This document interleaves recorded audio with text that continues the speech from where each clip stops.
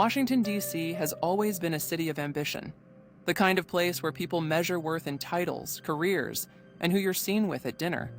But before ambition, before resumes and handshakes and LinkedIn updates, there were two little girls who believed life would always keep them side by side, Camille and Jordan. From the cracked sidewalks of Northeast D.C., where chalk drawings stained their hands, to the playgrounds where they shared peanut butter sandwiches and secrets, they were inseparable. Neighbors used to call them the twins that weren't twins. Camille with her soft smile and careful nature, and Jordan with her fire, her drive, her boldness.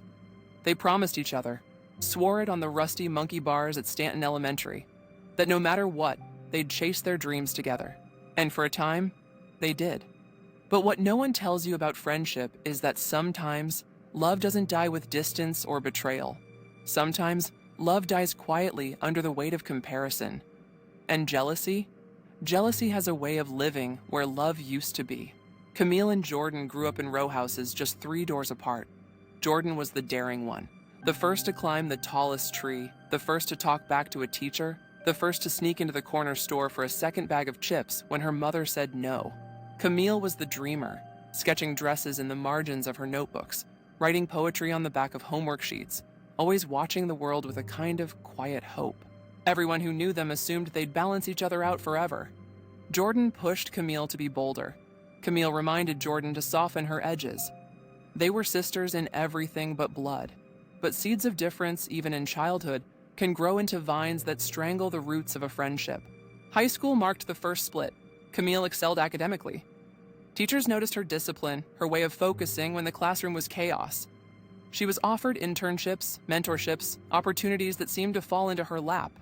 Though the truth was, Camille worked late into the night while the city outside hummed with distractions.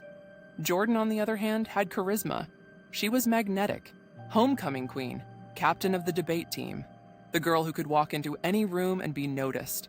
She didn't always bring home the straight A's, but she had charm, and charm in D.C. is a kind of currency. By graduation, Camille had her acceptance letter to Georgetown University in her hands. Jordan had a scholarship to Howard University. Both were celebrated. Both were loved. Both believed they'd remain in lockstep. But life has a way of testing bonds, especially when one person starts climbing faster than the other.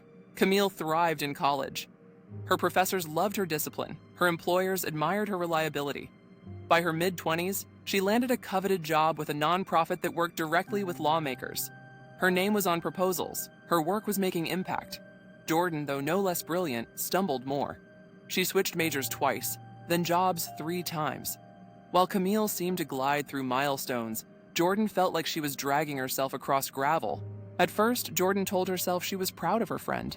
She showed up to Camille's work events, clapped at her awards, toasted at her birthdays.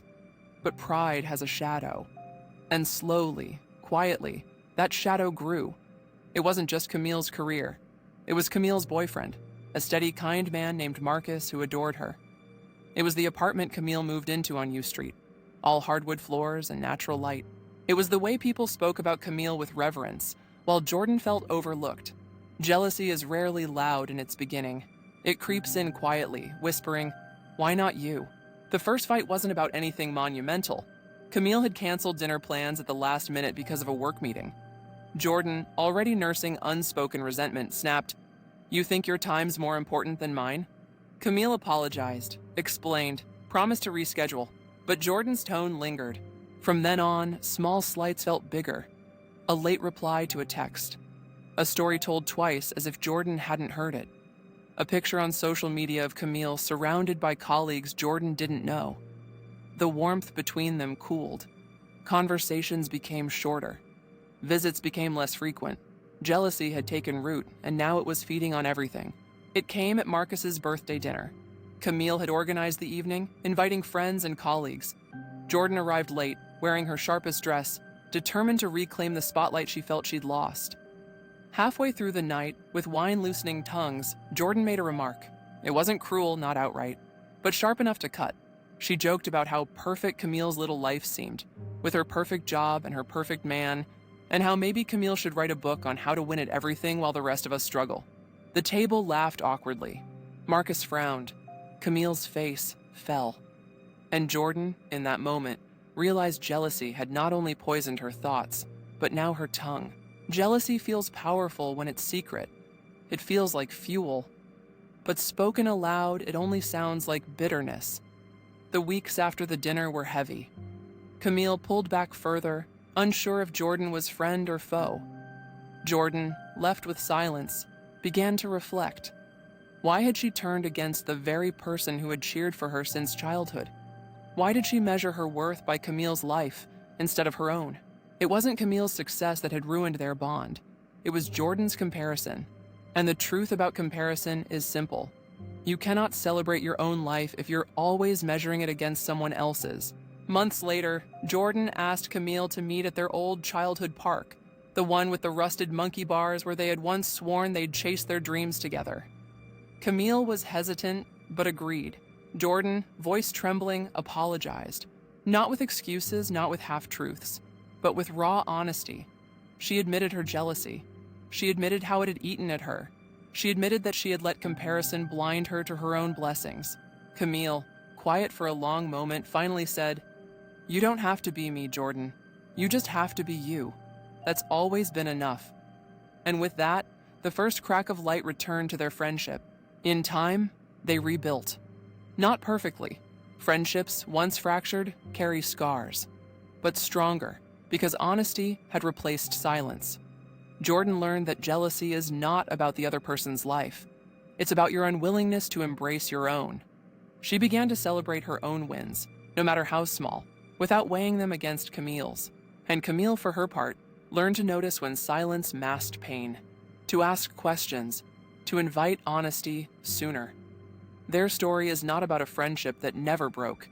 It's about a friendship that survived because one person chose to confront their jealousy rather than be consumed by it.